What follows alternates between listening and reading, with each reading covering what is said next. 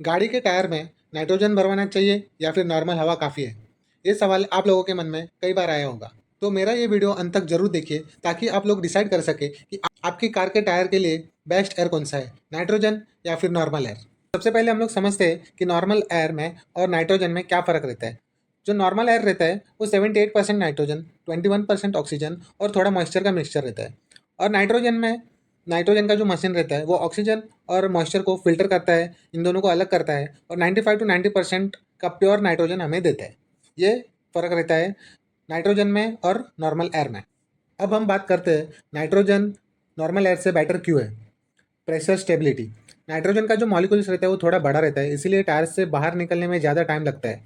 Pressure leak slow होता है, मतलब आपको बार बार चेक कराने की ज़रूरत नहीं है कि टायर में प्रेशर कम हो गया है। अब हम बात करेंगे टेम्परेचर की। हाईवे पे या गर्मी में टेम्परेचर बढ़ने से नॉर्मल एयर का प्रेशर काफ़ी ऊपर नीचे होता है। नाइट्रोजन में ये चेंज कम होता है, इसीलिए हैंडलिंग में बेहतर रहती है। अब हम बात करेंगे मॉइस्चर की। ऑक्सीजन और मॉइस्चर मिलके रिम के अंदर करोजन कर सकता है। नाइट्रोजन ड्राई होता है तो अलॉय व्हील्स और स्टील रिम्स दोनों की लाइफ बढ़ जाती है। अब हम बात करेंगे टायर के लाइफ के बारे में। नाइट्रोजन में प्रेशर जो है वो स्टेबल रहता है, मॉइस्चर नहीं रहता है, gas gas free moisture free gas रहता है, टायर की रबर क्रैकिंग कम होती है, तो लॉन्ग टर्म में टायर की लाइफ इंप्रूव हो सकती है। अब हम बात करते हैं नॉर्मल एयर जो है वो कुछ लोगों के लिए अच्छा क्यों हो सकता है। सबसे पहला पॉइंट तो आता है इजीली अवेलेबिलिटी।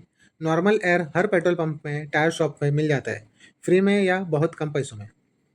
उसका कॉस्टिंग की बात करें तो नाइट्रोजन फिलिंग हर बार 30 से 50 रुपया पर टायर लगता है, जबकि नॉर्मल एयर ऑलमोस्ट फ्री है।